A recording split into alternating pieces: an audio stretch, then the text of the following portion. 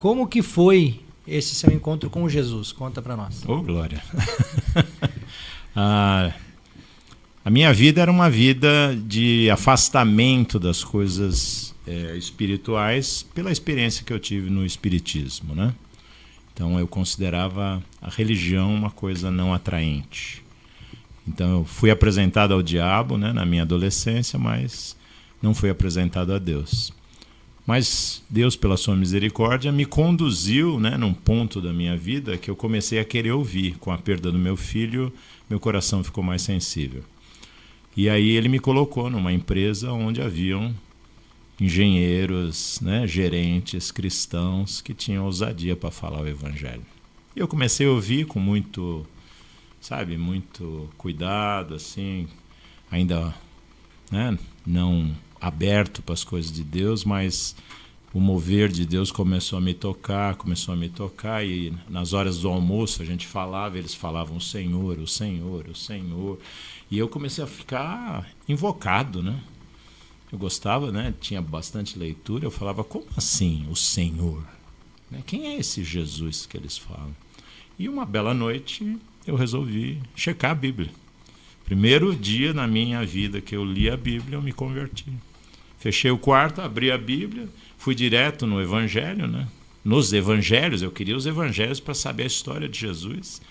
Peguei o Evangelho de João, capítulo 1, verso 1, no princípio era o Verbo estava com Deus e o Verbo era Deus.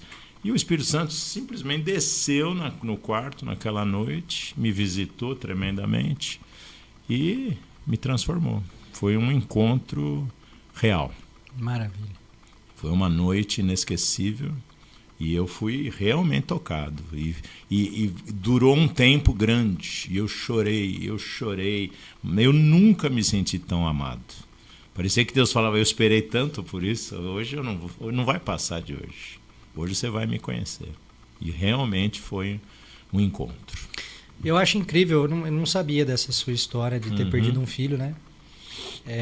Eu acho incrível como Deus ressignifica, permite que a gente ressignifique algo que é de extrema dor, né?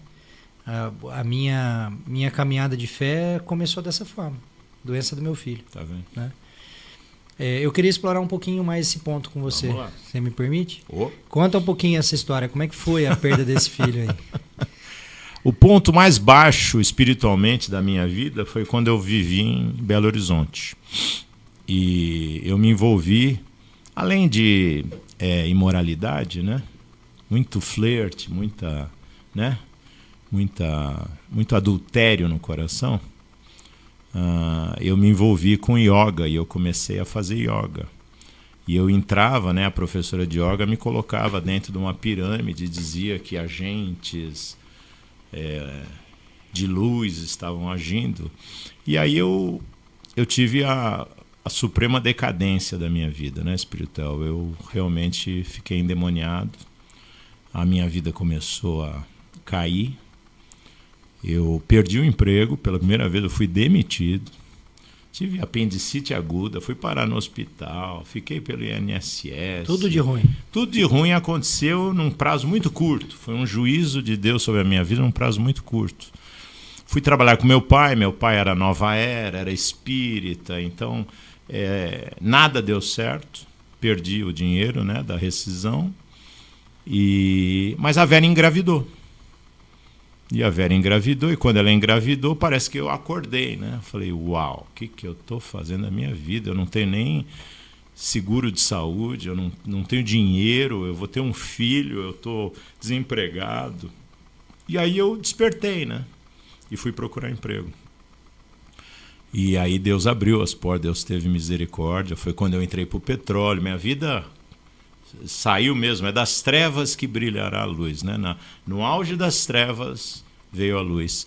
Mas essa gravidez, ela veio com problema, e nós não sabíamos. Quando eu comecei o trabalho, tinha agora seguro de saúde, fomos fazer um ultrassom, detectamos que ele não tinha cérebro. Foi uma criança com anencefalia. E o processo de retirada já estava no 9º mês, a dor, né? de um filho que se mexia no ventre de uma forma incrível, parecia que ele queria falar conosco, e o choro e aquela dor, mas a criança viveu por 15 horas. Então eu tive um momento muito forte, né, com Deus, sabe? Um filho meu, com jeitinho do primeiro filho, mas sem cérebro.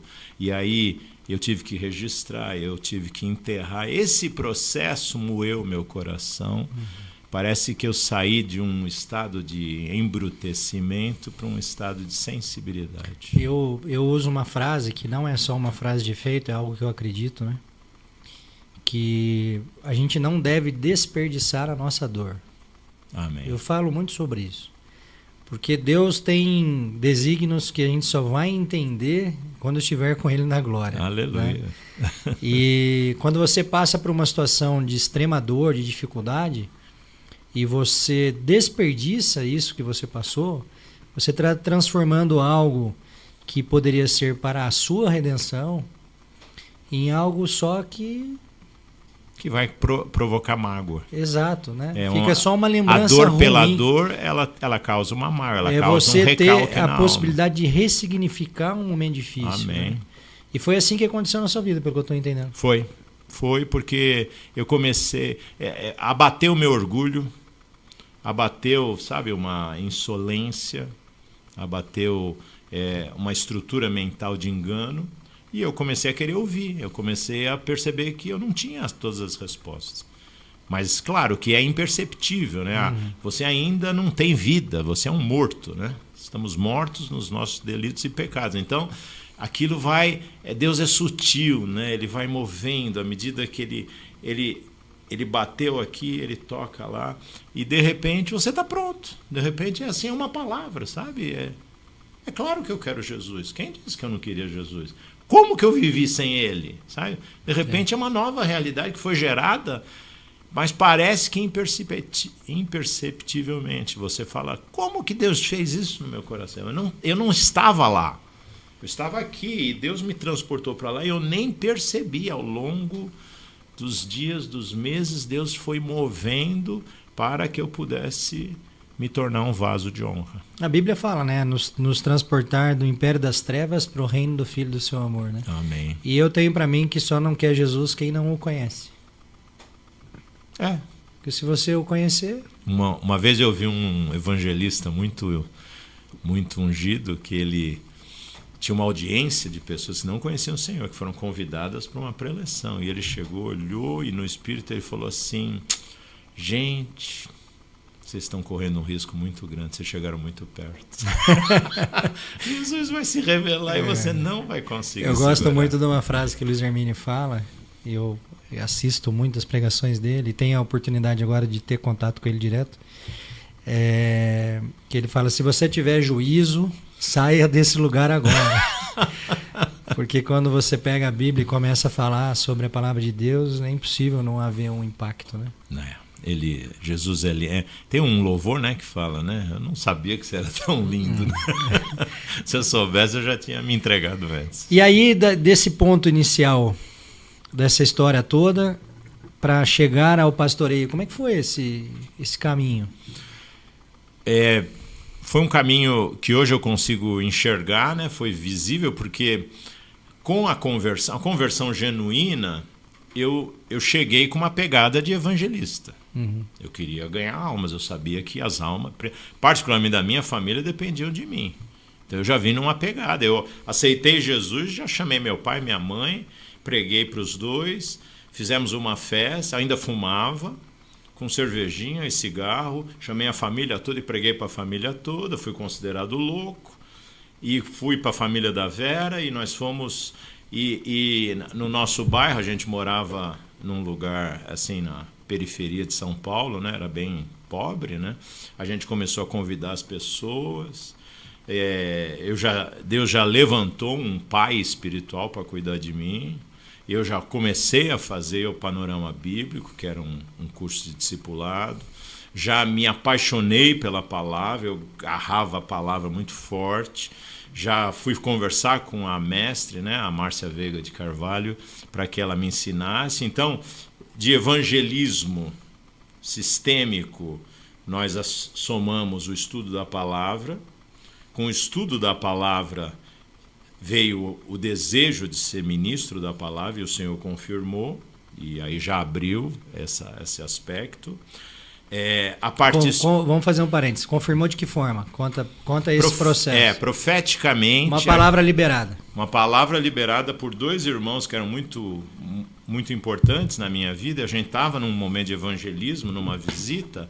Eles interromperam o momento e falaram assim: Cláudio, Deus manda a gente te dizer que Ele tem um ministério forte na palavra. Queremos que você ajoelhe, que nós vamos orar com a imposição de mãos. E a partir daí realmente começou a desenrolar, né, as oportunidades e uma unção diferenciada, porque eu não tinha isso antes. Eu tinha ânimo para falar, para pregar, para evangelizar, mas de repente começa a vir um mover diferenciado, né, de revelação. Então veio a parte de mestre. Claro que veio o envolvimento com a igreja, né? Eu me tornei membro, né, da Primeira Batista da Lapa, que foi uma das orientações do meu pai espiritual. Você precisa estar numa comunidade, você não pode ficar solto. Vieram as experiências espirituais, porque a minha família era um grupo de endemoniados, né? Então, à medida que eles aceitavam Jesus, eu tinha que ministrar libertação. Eles vinham com muitos demônios e os confrontos. E o confronto na família é um confronto emocional, né? Não é só espiritual, né? E que tem resultado com você. Imagina eu ministrando libertação para o meu pai. Vamos tocar num ponto polêmico? Depois você retoma daí. Tá. Quem mexe com o espiritismo está mexendo com espíritos maus. Isso, chamados imundos. E, inevitavelmente, no contato com o espiritismo, você está atraindo esses espíritos maus. Fala só um pouquinho sobre isso. O próprio espírita, ele fala que você desenvolve um encosto. E o médium espírita é chamado em muitas facções do espiritismo, de cavalo. Então, você se torna um agente que recebe espíritos. E eu receber espíritos, ou ser tocado, ou ser eventualmente abençoado no passe, que é a imposição de mãos, há transferência, né, de aspectos, né, de maldição. Porque são anjos caídos, não são anjos da parte de Deus. São espíritos em desobediência que se colocaram contra o Senhor, 1/3 da criação. Ou seja, é o mesmo princípio do diabo. O diabo é um anjo caído. Eles trabalham para Satanás. Então, quando a pessoa pensa que está se relacionando com almas de homens que morreram, que eles chamam desencarnaram, na verdade está se relacionando com anjos caídos que trabalham contra Deus. Existe um propósito dessa parte da criação angelical. Então, quando o homem, sedento por relacionamento, ele quer se relacionar com os espíritos, e se torna muito popular no Brasil, ele acaba se relacionando com o diabo e vai ter consequências. Meu pai ficou deprimido, meu pai que tentou se matar, tudo isso aconteceu, mas o Senhor teve misericórdia e trouxe-nos, né? E eu fui o pioneiro, né, da família. Então, no pioneirismo, tanto nas reuniões, né, de GC, né, na nossa casa, a gente convidava todo mundo, vinha a favela toda para dentro de casa. Era uma doideira. E a gente não tinha experiência nenhuma. E daqui a pouco, vamos orar por cura. Quem está enfermo? Saía orando por cura. Vamos repreender os demônios. E eu via a Vera com uma coragem especial, né? Eu me ponho na brecha por todos. Eu falava, Jesus, isso não vai dar certo. Mas era um ânimo do novo, nascido de novo, né? Do crente novo, que está verde, mas está cheio de coração, né? Que nos levou, né? Foi nos levando até o ponto do reconhecimento, né, na igreja local, do estabelecimento do ministério de mestre.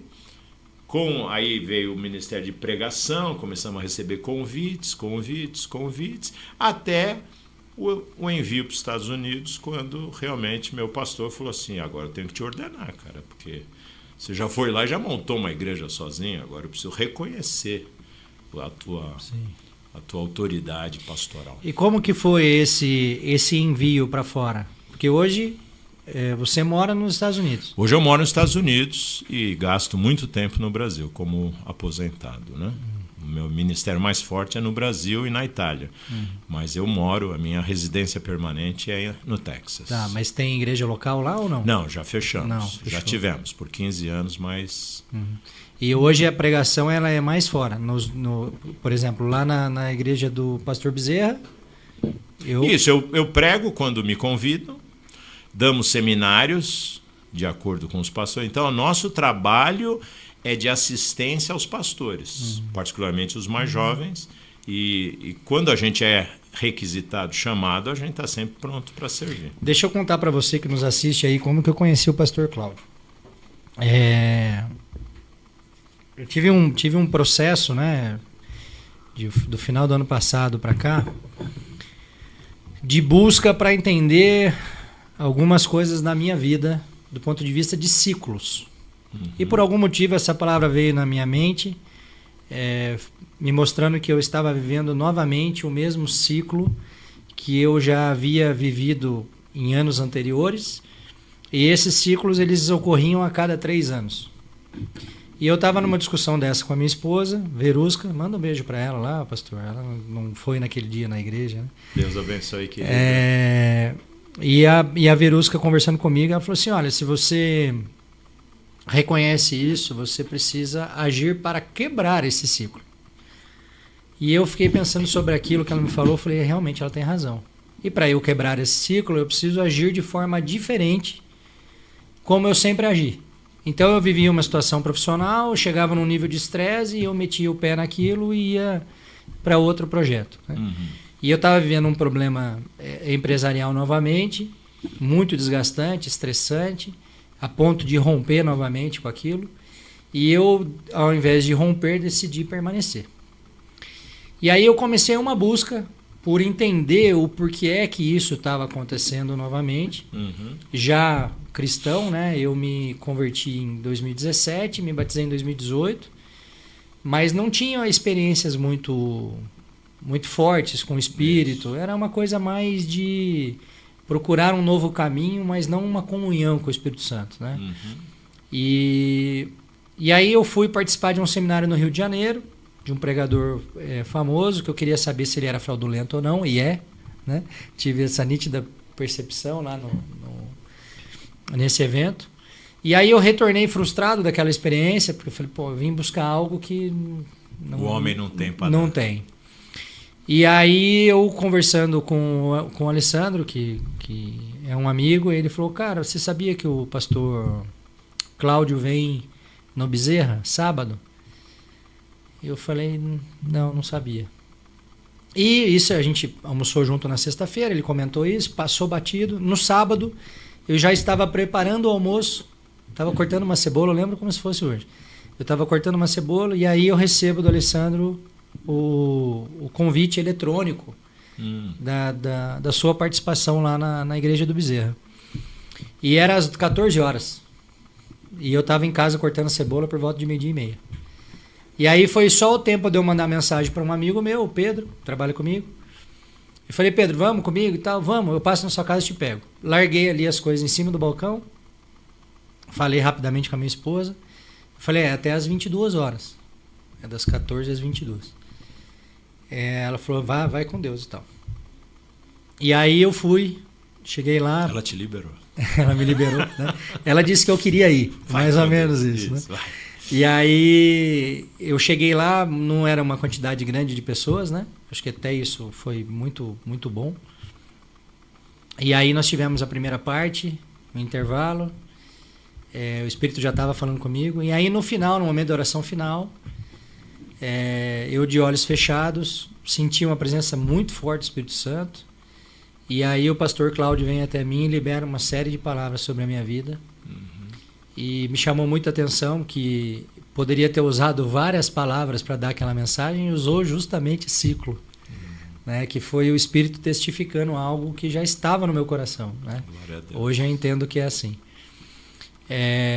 E aí foi uma experiência muito forte, eu não consegui sequer ficar em pé, caí sentado lá na cadeira, perdi completamente as minhas forças, fui tomado para algum lugar que eu não sei bem qual é, mas realmente o céu se abriu naquele dia. E Depois finalizou, eu demorei um tempo para conseguir ficar em pé, retomar as minhas forças. E quando eu entrei no carro, eu não conseguia parar de chorar. Aí eu passei, tanto é que já era acho, quase 10h40 da noite, a hora que a gente estava saindo de lá. E a minha esposa me ligou para saber de mim, porque acabava às 22 horas, já era 22h40 e eu não tinha chegado. E eu atendi... Ela tinha te dado uma permissão, ela tinha me dado um alvará, Você né? já estava esticando. E aí ela me ligou e eu atendi no Viva Voz do carro, chorando muito. Né? E eu não conseguia parar de chorar. E ela ficou muito assustada. O que aconteceu? Eu falei, depois eu falo e tal. E para onde você está indo? Eu falei, tô indo para casa. Ela falou, olha, eu tô no shopping com as crianças e minha mãe. Eu falei, então gasta um tempo aí que eu preciso de um tempo sozinho. E aí eu cheguei em casa e eu acho que eu fui parar de chorar lá para 1h da manhã. Uau! Me ajoelhei no pé da cama e fiquei conversando com Deus ali. E foi uma experiência assim arrebatadora para mim. Glória a Deus. Respondeu muita coisa do que eu estava buscando resposta e iniciou todo um processo. E te impulsionou, né? Me impulsionou, novo ciclo. me colocou nesse novo ciclo, né? E eu consegui passar por aquela diversidade empresarial e hoje a gente está num projeto em cima de algo que Deus mandou fazer, que é esse projeto de evangelismo de rua, né? Amém. Que leva o mesmo nome do programa, que é De Segunda, né? E porque ocorre toda segunda-feira. E aí, quando a gente teve esse espaço que a Tati nos deu aqui, eu falei, uma das pessoas que eu preciso levar lá é o pastor Cláudio, para a gente falar justamente sobre essa parte. E me chamou muita atenção que você falou sobre Igreja Batista. E Igreja Batista não tem muito o perfil, aparentemente, da sua pregação. Estou errado? Não está errado. Era Igreja Batista Renovada. E nos Estados Unidos, quando eu conto isso, os americanos falam, não é possível, porque os batistas da América, eles não são spirit-filled, né? Não, eles são incompatíveis Sim. com esse mover do Espírito Santo. Mas não no Brasil, né? Eu falei, não, no Brasil, acho que foi uma das igrejas mais ungidas que eu já participei, mas tinha uma direção batista forte, né? Pastor Davi Clavas, mas era uma unção, era um momento de Deus que marcou muito as nossas vidas. Mas não foi lá que eu me converti, eu me transformei. Mas lá era o local do meu trabalho. Tanto que, desenvolvendo o panorama bíblico, Deus falou com o pastor, que na verdade ele tinha uma unção apostólica, né? Ele era um homem de abrir portas. Ele falou, Cláudio, Deus já me falou, você vai ser mestre do panorama bíblico aqui dentro. Mas o panorama bíblico é o estudo das eras, das dispensações, é um estudo quase incompatível com a doutrina batista. Sim, isso que me chamou a atenção. Né? Então, e ele falou para mim, Cláudio, e não fica chateado, porque é escola bíblica, é domingo das 9 às 10 da manhã. Todos os pastores têm as suas classes, então você vai ter lá uma meia dúzia de caras. Não fica triste. Porque, mas eu estou te cobrindo, Deus mandou eu te cobrir. Eu já imagino gente para fora da sala. Então de repente ele me dá a área de baixo da igreja, que era grande, e o filho dele, né, que hoje é o pastor da igreja, ministrava aqui do meu lado, lado a lado. Mas era para ter aqui 15 pessoas aqui, 15 pessoas lá, e estava tudo certo. Mas as minhas 15 viraram 150, porque eu já não tinha mais espaço. E aquilo gerou uma comoção dentro da igreja. Porque o que é isso? O que é esse verdinho? Porque eu era verdinho, né? Eu era neófito, na verdade, ensinando doutrina aqui no nosso meio, nós batistão do bom, da gema. Então, Deus me deu o privilégio de viver o que eu chamo de uma perseguição religiosa, e que eu reclamava, falava, Jesus, para com isso, me leva para um lugar onde eles me aceitam, né? Não vai me deixar aqui. Mas foi o auge da unção na minha vida, foi no meio da perseguição. Eu acho que o grande problema que a gente enfrenta, e eu passo por isso, viu, pastor? Porque eu não sou pastor, ordenado pelos homens, não fui. Estou fazendo um projeto num ambiente aberto, suscetível a muitas coisas. Que é essencialmente evangelístico. Né? Exato. Então, manifestação de demônio. Se eu fosse contar aqui, a gente ia passar horas contando. Uhum. Mas em cima de uma palavra que Deus deu, Então ele está movendo os céus e a terra para chegar no objetivo que ele tem, isso, né? Independentemente de nós, e apesar de nós, né? Resgatando vidas. Muitas. Que é o grande alvo de Deus. E né? é um absurdo o que o senhor tem feito. Nosso primeiro encontro tinha 2 pessoas. Na semana passada seguramente tinha mais de 50, incluindo o nosso grupo, que tem mais ou menos umas 8 pessoas. Então, realmente, ele está fazendo algo apesar de nós. Amém. E nós chegamos até aqui com meia hora de bate-papo para chegar no tema principal, que foi sugerido por você, né? Que é sobre o papel da igreja. E aí eu queria que você falasse um pouquinho sobre isso, porque quando a gente conversou sobre a sua história de conversão e obra e ordenação como pastor, já ficou claro algumas coisas aí, alguns empecilhos, né? E eu vejo que hoje nós ainda vivemos problemas estruturais como esse, né? Sim.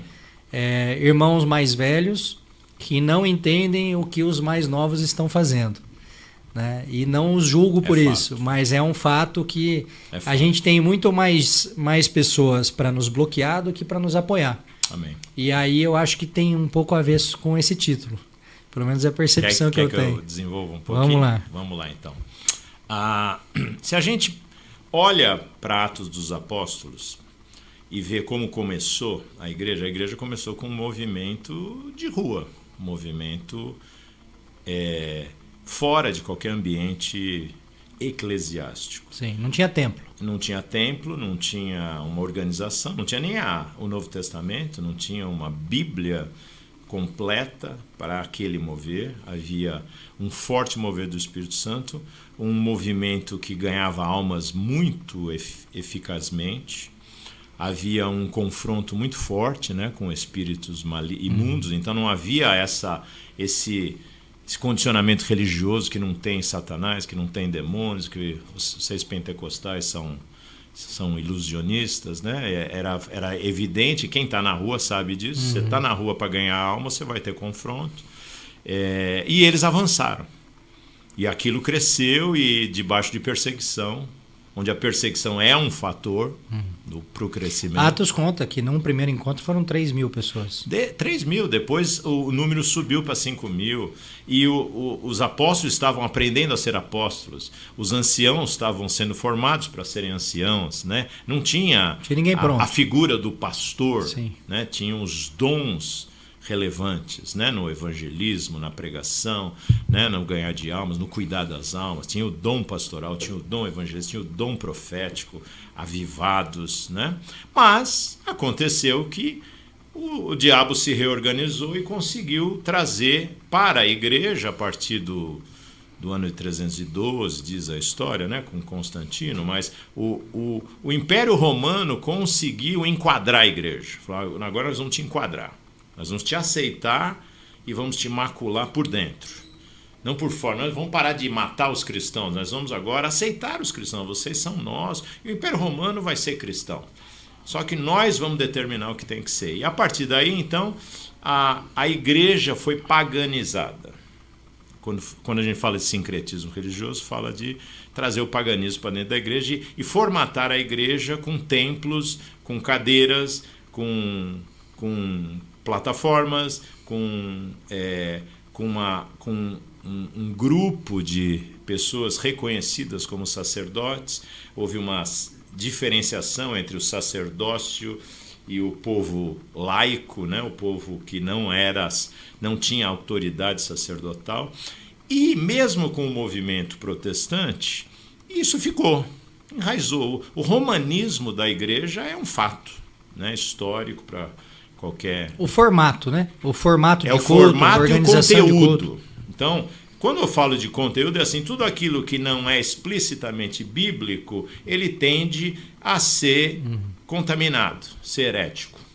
Mas a gente não vê como herético porque se tornou uma tradição, né? A gente sabe que tem que se membrar e vai ter um cara lá em cima pregando, e esse cara tem mais autoridade que você, esse cara fala o que está certo, o que está errado, mas vamos fazer as células, mas as células são um perigo porque pode fragmentar, entendeu? Então tem movimentos de restauração, desde que começa, né, desde Savonarola na Itália, Martim Lutero, né, e todos os outros que trazem as escrituras de volta e trazem o exame das escrituras. Claro que tem um movimento de restauração.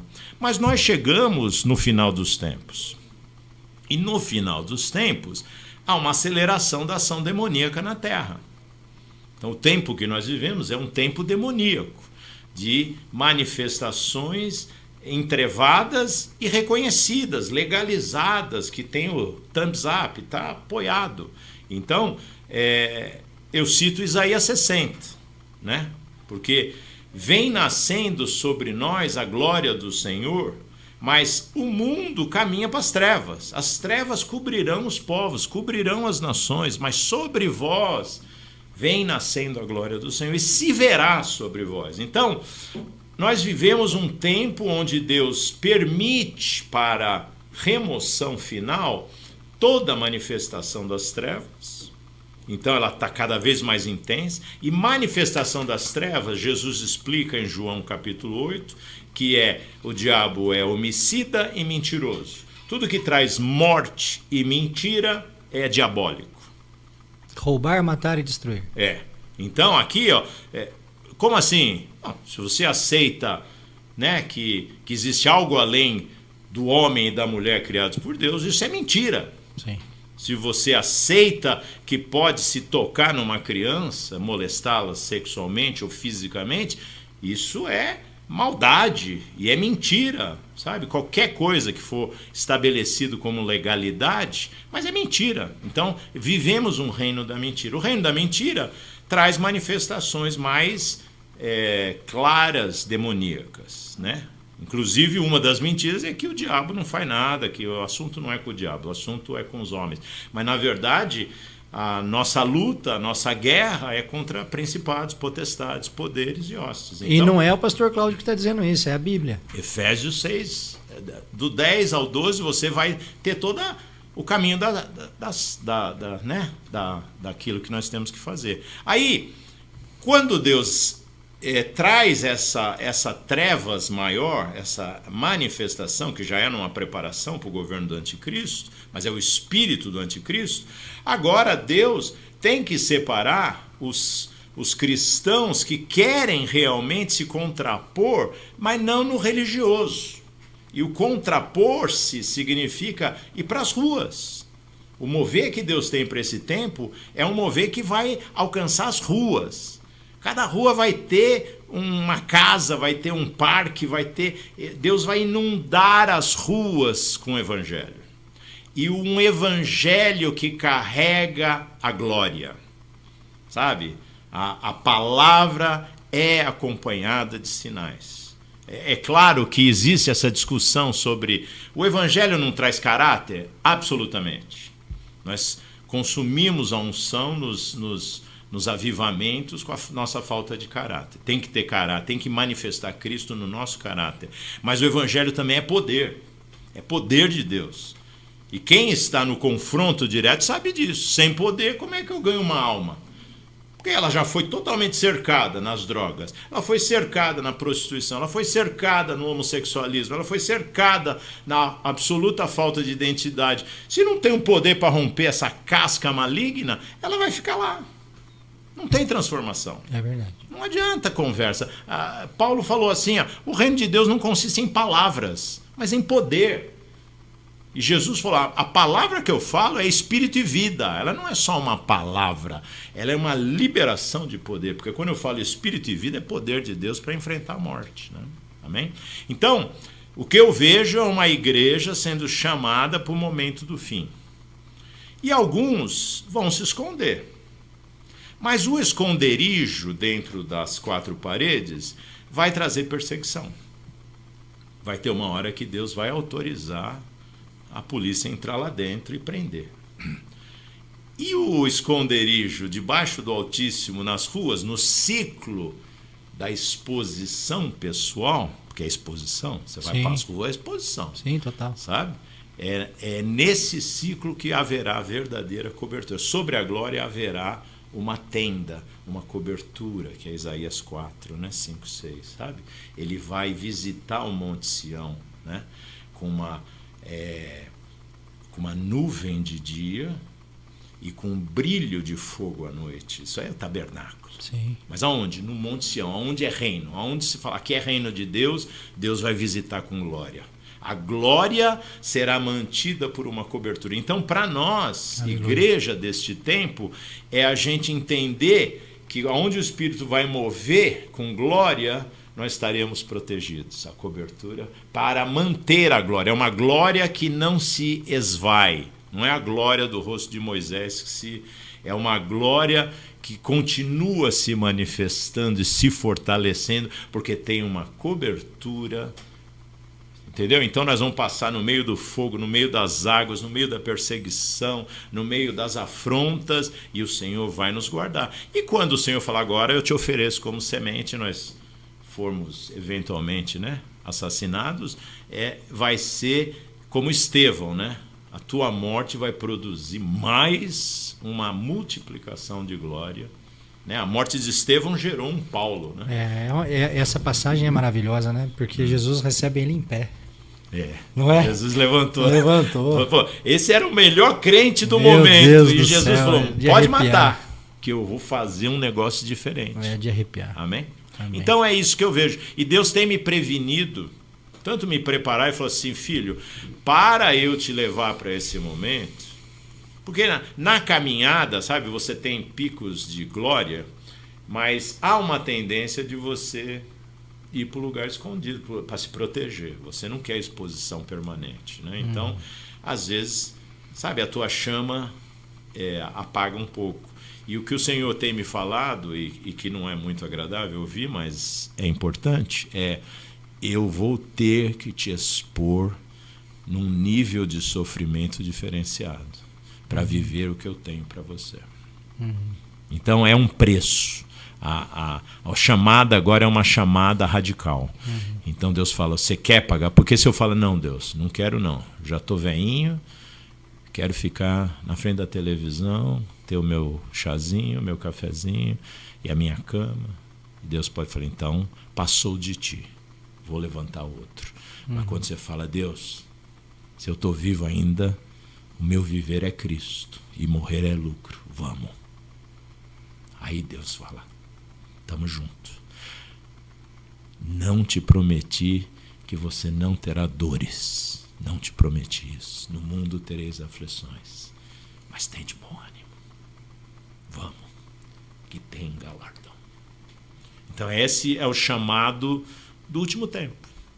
É uma igreja que desperta e que entende que é muito gostoso estar junto. Não é gostoso um culto abençoado, uma cela. Você fala assim, pastor Cláudio, vem pregar na minha igreja. Eu vou com alegria e Deus usa o momento. Eu não estou falando contra as congregações, mas temos que entender que Deus tem o ciclo de ganhar almas. Agora é a última colheita da igreja. Vai ter uma colheita de Israel, né, durante a tribulação.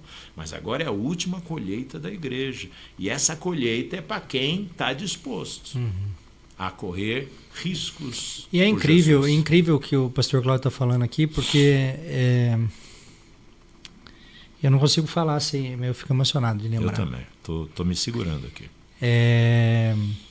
Deus me deu 3 palavras.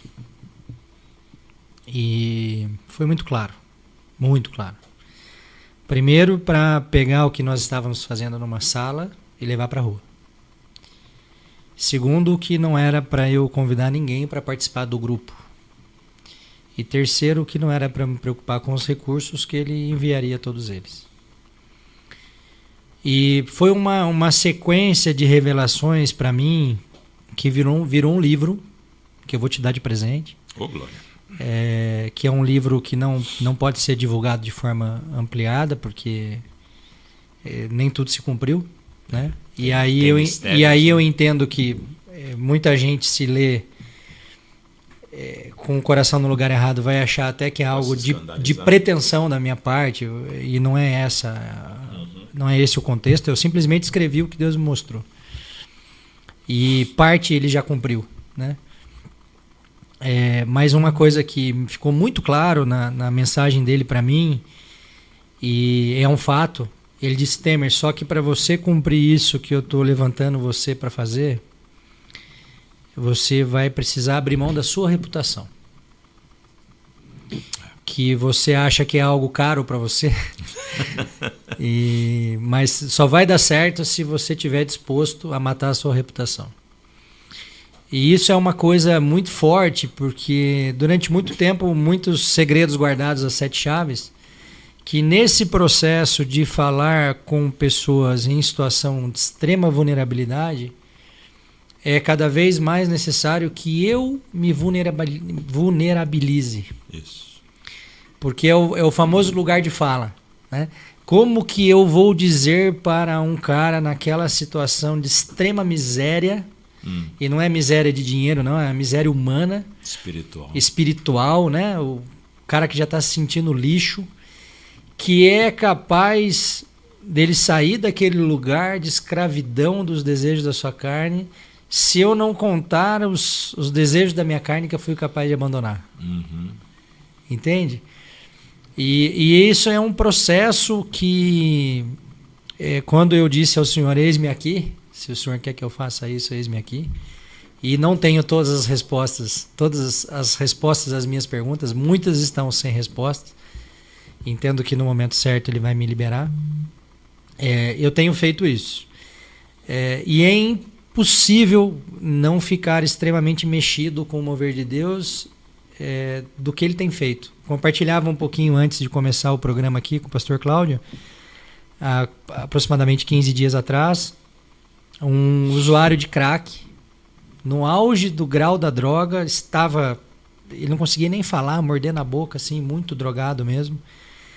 E no final da nossa reunião, ele nos chamou e falou assim: olha, naquela mochila ali tá cheio de droga. E eu não quero mais isso para mim. E aí eu entendo eu que do Espírito Santo, o insight de falar, então nós vamos queimar, como um ato simbólico da sua libertação desse vício maldito. E a gente conseguiu vaga para ele lá na Clínica Nova Vida, do pastor Pedro, naquele dia, mesma noite. E agora ontem, o pastor Pedro o levou no culto da nossa comunidade do Evangelho Simples. Foi muito emocionante para mim, porque em 2 semanas, se você vir a transformação física daquela pessoa, é uma coisa assim absurda, né? Porque ele estava no extremo ali da droga, sabe-se lá quantos dias na rua. E um rapaz de família, uma família estruturada, com trabalho, trabalha na indústria, mas que caiu no vício da droga, né? E aí, nessa toada do que o senhor tem feito, ele tem desconstruído esses valores do mundo. Porque quando você fala em reputação, é um valor do quê? Diante dos homens. Diante dos homens. O que os homens dizem. Exato. Que eu sou, e aí eu queria saber de você, aproveitando a sua presença aqui, o que foi preciso você abandonar na questão desse mundo de validação, de reputação, para de fato ver o agir de Deus sobre a sua vida para que atingisse outras vidas. Porque é nítido que existe uma unção sobre sua vida, né? Eu experimentei isso. Como que foi? Qual foi a minha renúncia? Qual que é esse nível de renúncia? A primeira renúncia foi com relação à minha família. A gente muito unido, e agora eu crente, e eles não, e eles me rejeitaram. E eu assumi, eu entendi da parte de Deus que eu tinha que ir para o conflito imediatamente e não tentar agradá-los, sob hipótese alguma. E que o sangue deles estaria nas minhas mãos. Então eu pensava assim, se eles vão ser salvos é porque eu vou ser fiel a Deus. Porque se eu não for fiel, eles vão relativizar e vão tentar mitigar a mensagem a ponto dela não ter efeito. Então a primeira coisa foi com a minha família. Eu realmente perdi a minha reputação familiar. Eu era uma referência na família e passei a ser o louco. Um cara meio rejeitado. Você está bitolado, Cláudio, não é isso? Não, fanático. Fanático. Aconteceu alguma coisa, você perdeu o juízo. Você só fala disso. A vida não é assim. E o sambinha? Você não vai mais dançar o sambinha? Daqui a pouco você vai parar de fumar, é isso? A cervejinha, você já não vai tomar mais a cervejinha.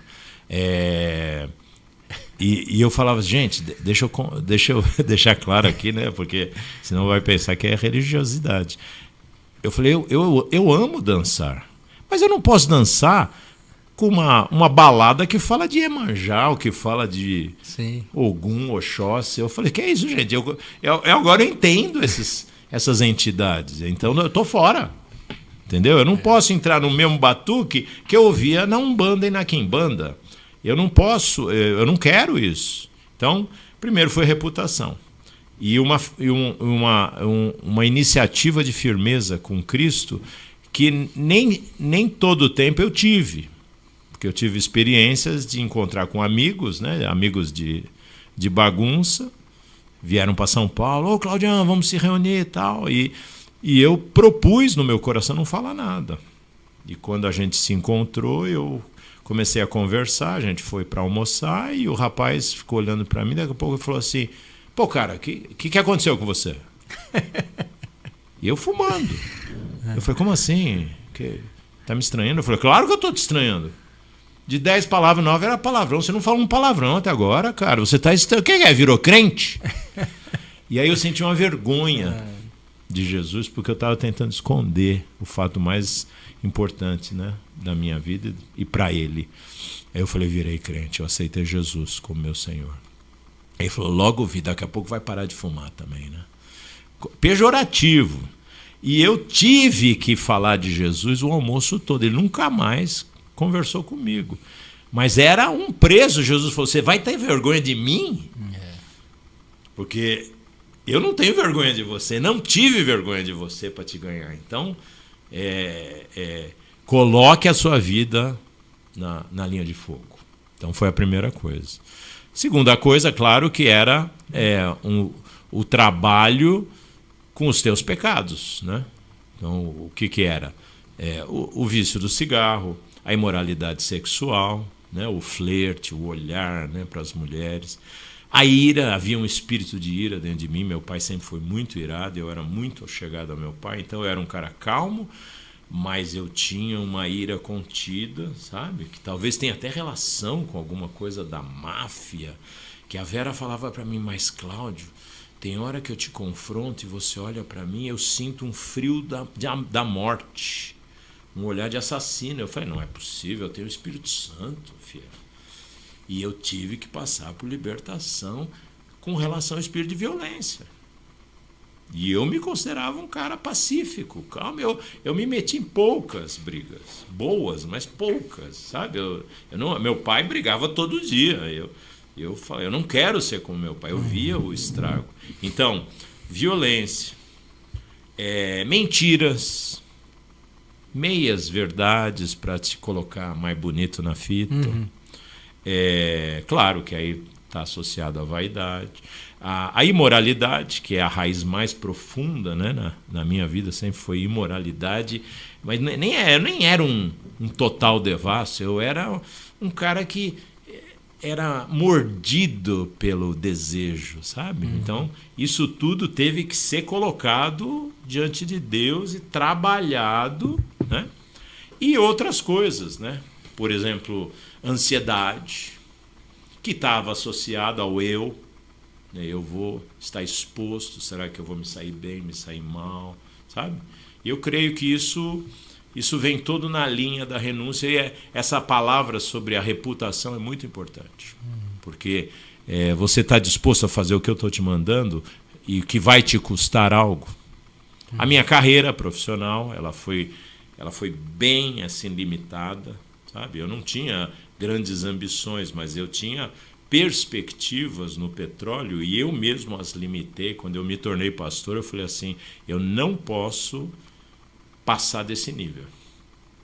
Se eu ousar sair da gerência e buscar uma vice-presidência, buscar algo mais relevante, eu vou comprometer a minha vida espiritual. É incompatível. É incompatível. Então eu falei, eu tenho que... consciente. Agora, eu não queria ficar desempregado, né? Então, eu procurei ser um bom profissional, procurei ser zeloso Mas eu falei, as oportunidades eu saí até fora. Eu falei, eu não quero.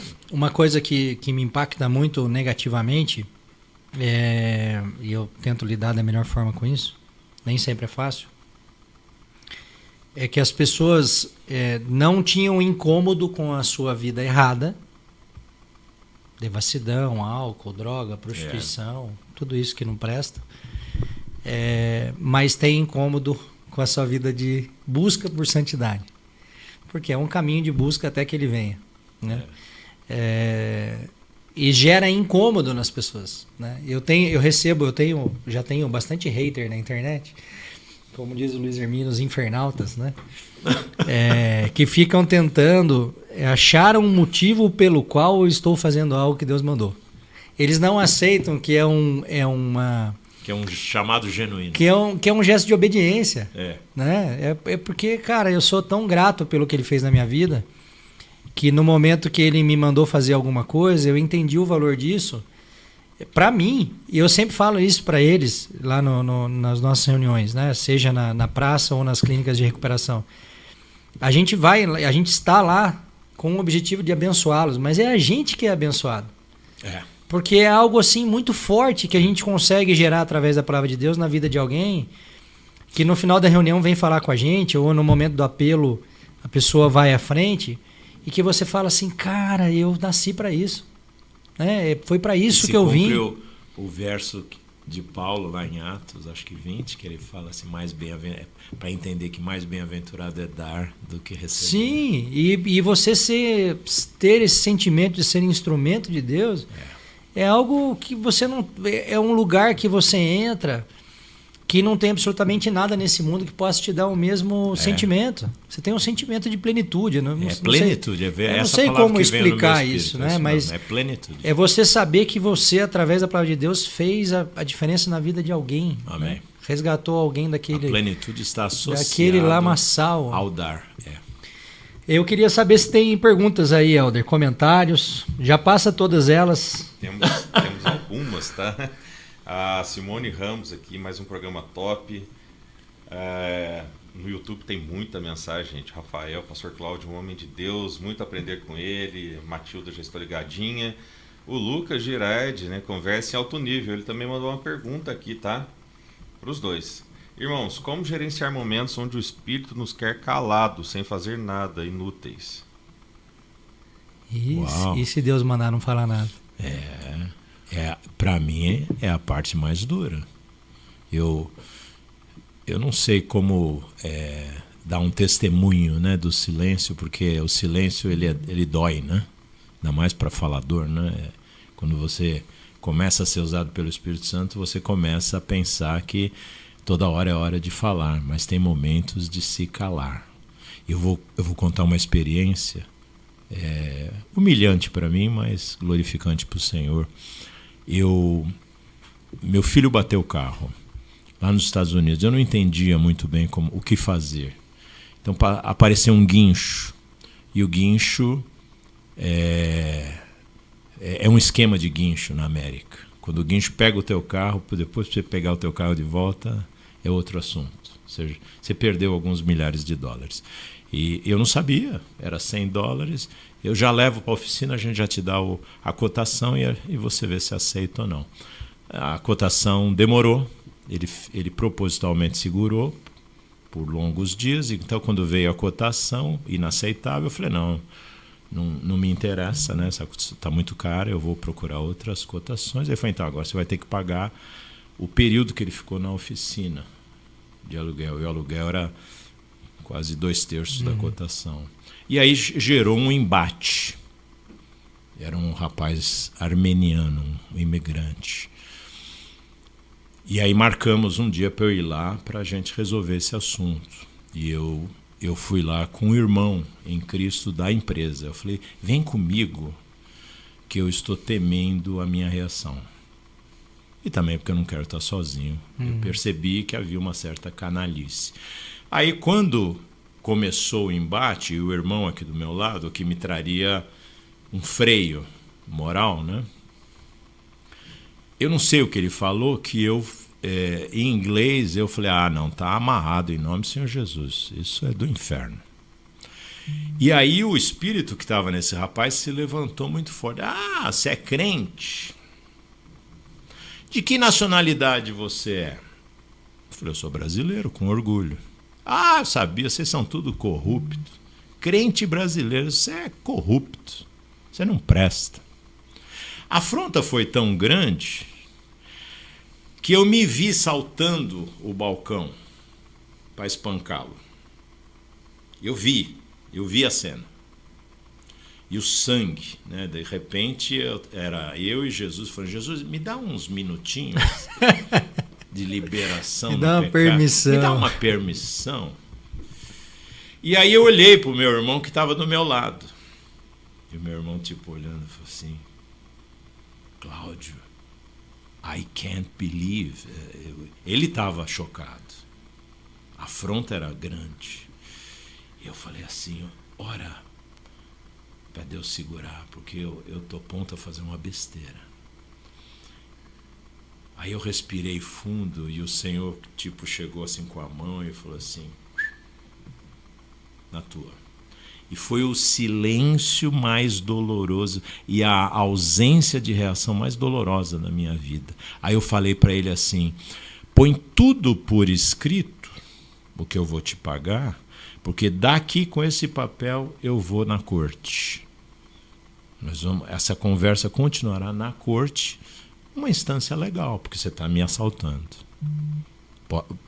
Eu não pago nada que não tenha um recibo, discriminando por que eu paguei esse valor. Aí ele olhou para a funcionária e o valor que estava em milhares de dólares virou $600 ou coisa do tipo. Não, porque ele sabia que na corte os $600 ele defendia. E com uma atitude como essa, de advogado que eu nunca fui, que não sei nem ser, eu deixei de perder, paguei os $600. Ele falou, eu não aceito o teu cheque, não aceito o teu cartão, tem que ser cash. Eu fui lá no ATM, paguei o dinheiro, fui lá na oficina, fiz eles botarem as rodas de volta no carro para eu poder sair com o carro e venci uma batalha no silêncio. Maravilha. E eu não pretendia fazer uma coisa isso. Que eu escuto muito de funcionário meu, eu tenho alguns que já caminham comigo há muitos anos. Tenho funcionário que trabalha comigo desde 2010 em outras experiências. Em algumas situações empresariais estressantes, e aí a forma como eu reajo, o cara olha para mim e fala assim, Temer, o que está acontecendo com você?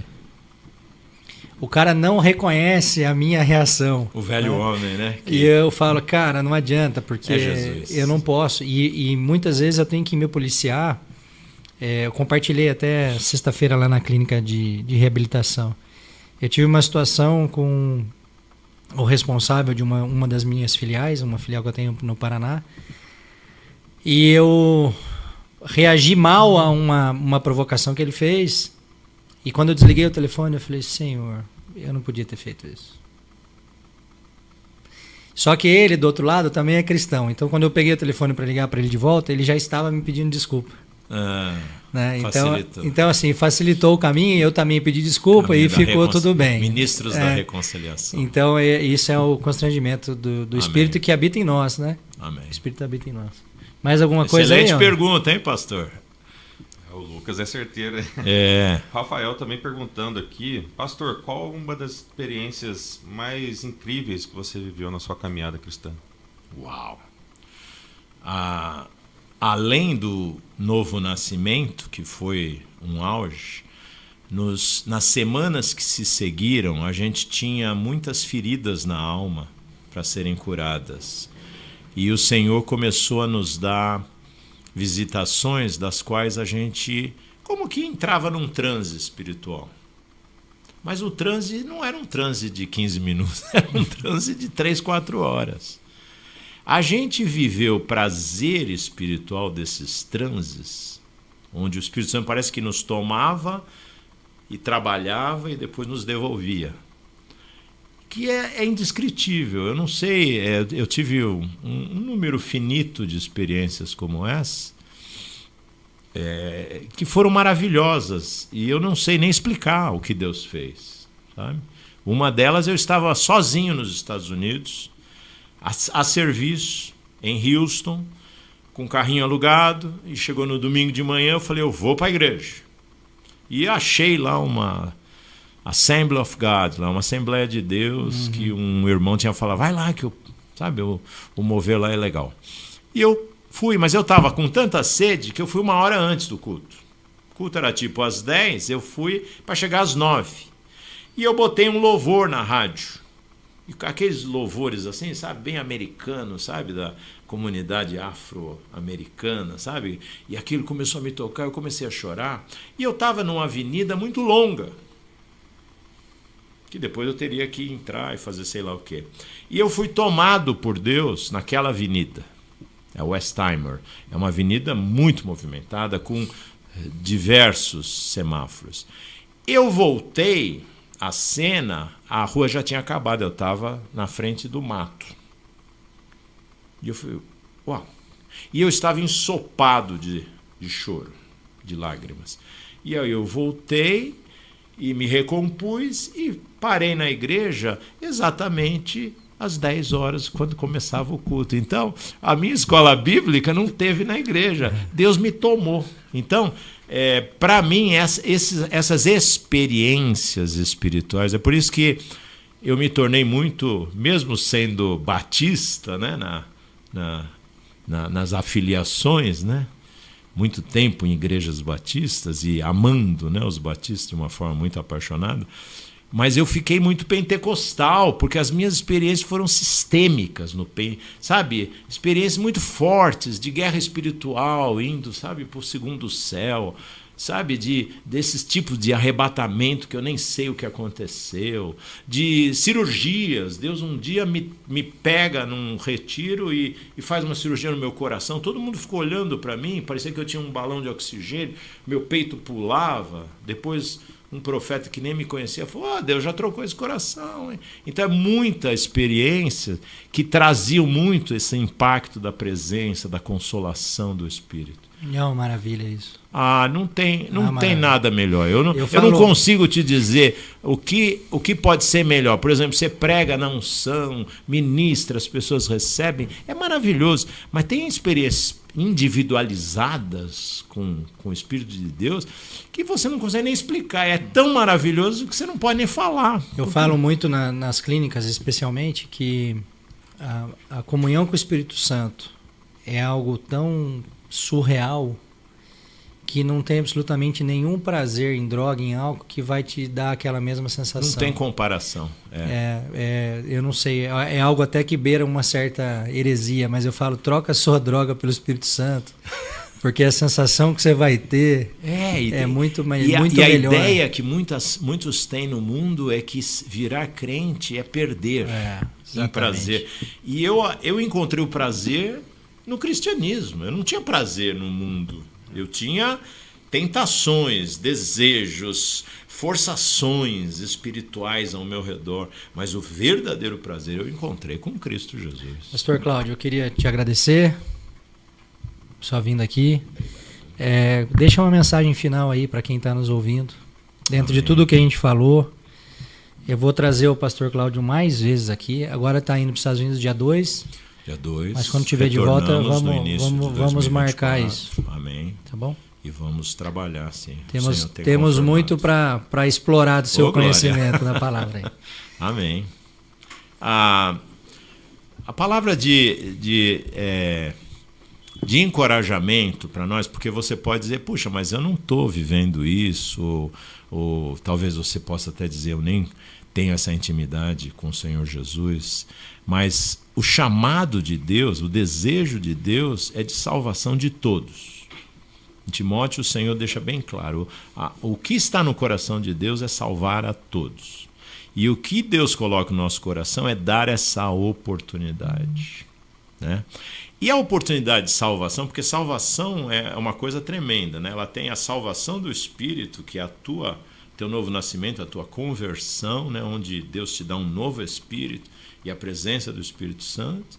Mas existe a salvação da alma, que é um processo pela vida. E na salvação da alma, o que Deus quer é remoção, né? É completamente matar o velho homem para que Cristo se manifeste na tua vida, que esse é o grande alvo, né? Que as pessoas olhem para nós e falem, opa, eu já não consigo ver o Cláudio, eu consigo ver Jesus na tua Gálatas vida. 2:20. Então, e nisso é que eu quero que tem um verso em Romanos 8, eu creio que é o 19, que fala assim, a criação aguarda, quer, deseja, sabe, ardentemente a manifestação dos filhos de Deus. Aleluia. E eu quero lançar sobre a vida dos ouvintes, sobre a minha vida, sobre a vida do Temer, sobre a vida do Amado, a possibilidade real e quase que imediata do Senhor nos levar para essa condição de manifestar a glória. A revelação, manifestação dos filhos de Deus é manifestação da glória de Deus, encontrar a face de Cristo em nós e impactar esse mundo nas trevas. É o momento. E se você deseja, eu quero te inspirar, não sei se a gente pode fazer uma oração, Claro. para te inspirar a receber isso. Porque é pela fé. Você creu, toma posse. E fala, Deus, eu quero me alistar, sabe? Aquele negócio de você levantar a mão, eu quero. Eis-me aqui, Senhor. Eis-me aqui, Senhor, eu quero. Eu não tenho condições técnicas, né? Isaías falou, eu tecnicamente não tenho condições. Eu sou um homem impuro que habito no meio de um povo de lábios impuros, sabe? Mas os meus olhos viram o Senhor. Agora o negócio vai mudar. Não dá para desver. Não dá para desver. Eu vi a glória de Deus na face de Cristo e agora eu quero viver. Amém? Jesus seja louvado. Então, se você puder receber nesse momento essa oração, né, na quietude do teu coração, quero te abençoar. Pai, em nome do Senhor Jesus, liberamos o teu chamado. É um chamado, é o chamado da última hora. Liberamos o teu chamado sobre o coração, sobre a vida de cada ouvinte, dos que estão ouvindo agora ao vivo e dos que vão ouvir depois de gravado, para que o teu Espírito confirme este chamado, dizendo, sim, eu estou te chamando para um tempo diferenciado, um tempo de mover de Deus, um tempo de sinais, prodígios e maravilhas, um tempo de revelações mais profundas, um tempo de transformações mais profundas, um tempo de intimidade com o Deus glorioso que é santo, um tempo de entendimento, um tempo de reconhecimento e um tempo de sacrifício.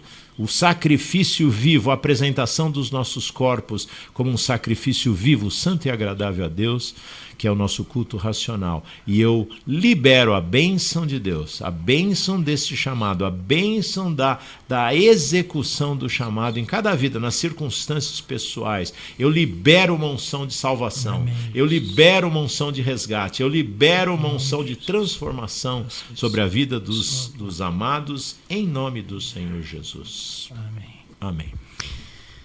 Pastor, obrigado mais uma vez. Se você quiser estar conosco hoje na Praça Barbosa de Oliveira, às 18h30, eu não posso convidar, mas o pastor Cláudio, eu vou orar para que o Espírito incomode o coração do pastor Cláudio para estar conosco lá hoje, com início pontualmente às 18h30, aquela praça que fica ao lado da Rodoviária Velha, aqui em Taubaté.